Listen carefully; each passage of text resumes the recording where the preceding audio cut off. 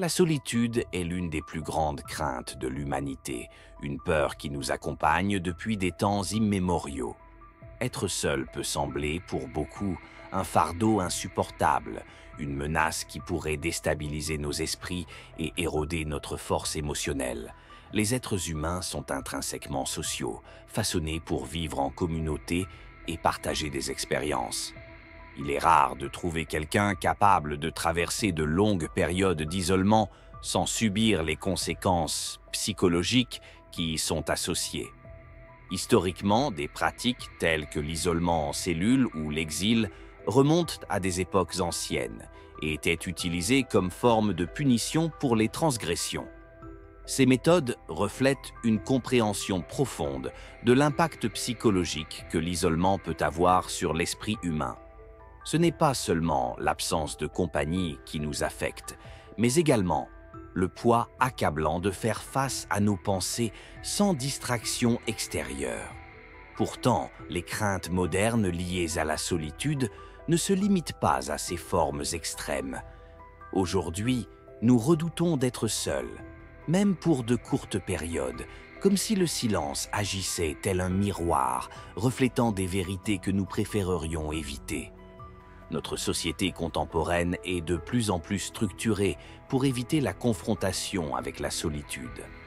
Nous menons des vies frénétiques, saturées de technologie et plongées dans des réseaux sociaux et des distractions qui occupent chaque moment de disponibilité. Cependant, ces activités ne servent pas uniquement à nous divertir, elles deviennent souvent des boucliers contre nous-mêmes. Comme l'écrivait Nietzsche, la solitude peut nous exposer aux aspects les plus sombres de notre psyché, à ce qu'il appelle la bête intérieure. En s'éloignant de la compagnie des autres, nous sommes forcés de faire face à des pensées souvent enfouies sous les couches de nos préoccupations quotidiennes. Ce face-à-face peut être terrifiant. Certains parviennent à dompter cette obscurité intérieure, à la transformer en une source de croissance personnelle. Mais pour beaucoup, ce processus devient un fardeau insupportable, entraînant un profond mal-être émotionnel. Face à ce poids écrasant de la solitude, beaucoup se tournent instinctivement vers la compagnie des autres comme une solution apparente. C'est une tentative désespérée de fuir leur propre esprit, un mécanisme de défense pour échapper à l'inconfort de se confronter à soi-même. Nietzsche a observé cette dynamique en écrivant « Un homme va chez son voisin pour se chercher, un autre pour s'oublier ». Cette quête incessante de compagnie, au lieu d'apporter une solution, peut nous transformer en version incomplète de ce que nous pourrions être. Lorsque nous nous attachons excessivement aux autres pour échapper à notre solitude, nous risquons de construire des relations fondées sur la dépendance émotionnelle. Ces liens, bien qu'ils puissent temporairement apaiser notre sentiment de solitude, se font souvent au détriment de notre individualité. Nous devenons des reflets des attentes des autres en abandonnant nos propres besoins et désirs dans le processus. Le psychologue Abraham Maslow a identifié un concept crucial pour le développement humain: les besoins supérieurs ou méta-besoins. Ceci inclut la recherche de vérité, de beauté et de bonté. Comme l'a souligné Ernest Becker dans son ouvrage La négation de la mort, ces besoins ne peuvent jamais être entièrement comblés par une autre personne. Tenter de répondre à ces aspirations exclusivement par le biais de relations intimes conduit souvent à l'idéalisation du partenaire, à une dépendance excessive envers lui et à une perte de soi. Becker avertissait que transformer un partenaire en Dieu peut rapidement le faire apparaître comme un diable lorsque nos attentes ne sont pas satisfaites. Dans ces cas, la relation devient une prison émotionnelle et notre identité en sort effacée. Cette dynamique génère non seulement frustration et ressentiment, mais elle érode également notre autonomie et notre capacité à mener une vie pleinement épanouie. Pour éviter de tomber dans ces pièges relationnels, le psychanalyste Donald Winnicott a introduit l'idée essentielle de la capacité d'être seul. Il soutenait que ceux qui craignent la solitude développent souvent un faux self, une personnalité façonnée entièrement par le désir de répondre aux attentes des autres. Ce faux self réprime les émotions et les besoins authentiques, créant ainsi une séparation avec notre véritable essence.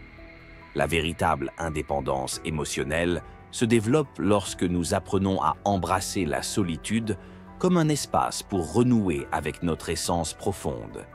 Être seul nous donne l'opportunité d'explorer nos pensées et sentiments les plus intimes, loin des influences externes.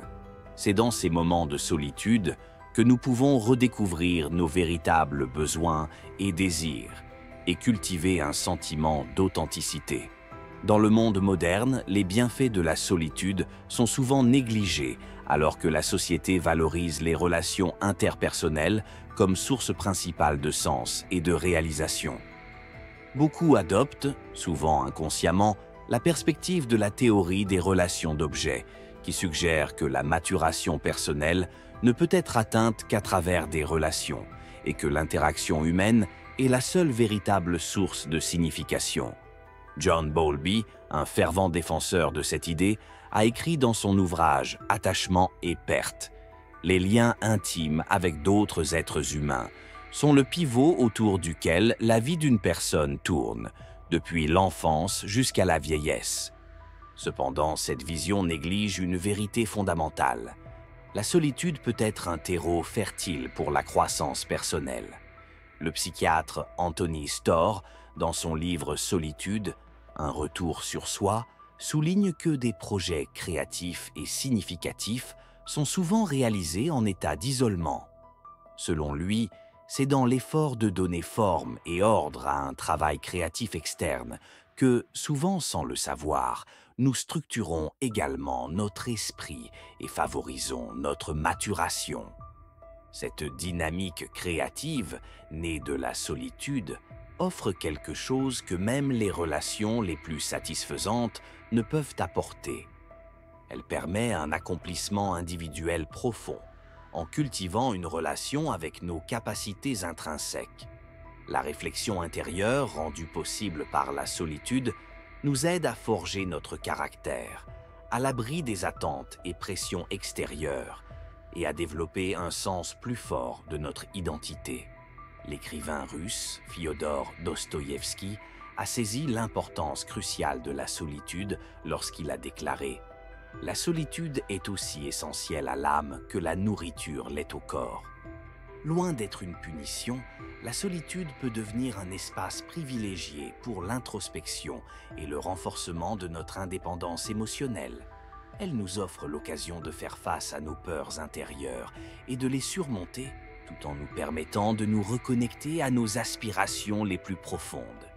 Cependant, il serait naïf de prétendre que la solitude est dépourvue de danger.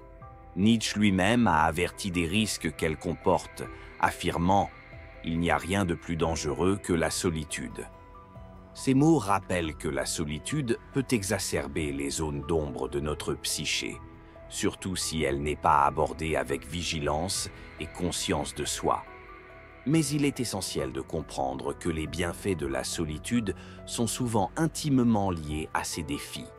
La confrontation aux parties obscures de nous-mêmes, bien que difficile, est une étape nécessaire pour une véritable transformation personnelle.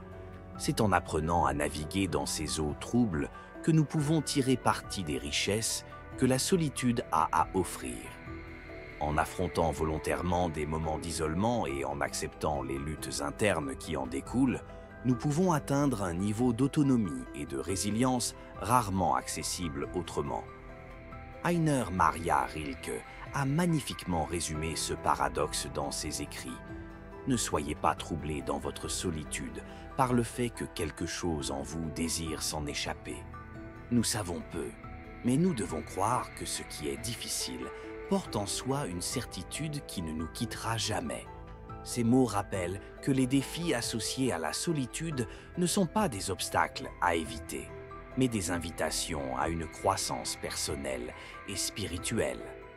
Confronter cette obscurité intérieure et apprendre à s'épanouir dans la solitude n'est pas une tâche aisée. Cependant, ceux qui s'engagent pleinement dans ce processus en ressortent souvent avec un sentiment de maîtrise de soi que peu de gens atteignent. Cet état de confiance en soi, construit à travers les moments d'isolement et de réflexion, permet de naviguer dans la vie avec authenticité et résilience, sans dépendre de la validation extérieure. La solitude, loin d'être un fardeau, se révèle alors être une opportunité unique de croissance et d'introspection. Elle offre un espace pour nous reconnecter à nos aspirations les plus profondes, pour comprendre nos besoins authentiques et pour renforcer notre indépendance émotionnelle. Dans ce sanctuaire personnel, nous pouvons forger une identité plus forte, indépendante des pressions et attentes sociales. Mais embrasser la solitude ne signifie pas se couper du monde. Cela implique plutôt d'apprendre à équilibrer nos besoins de connexion avec notre besoin de temps pour nous-mêmes. La solitude bien intégrée nous permet de cultiver des relations plus saines et plus authentiques. En nous connaissant mieux, nous pouvons établir des liens plus profonds et significatifs avec les autres, sans sacrifier notre individualité. Ainsi, la solitude ne doit pas être perçue comme un isolement à fuir, mais comme un outil puissant pour bâtir une vie plus épanouissante et équilibrée.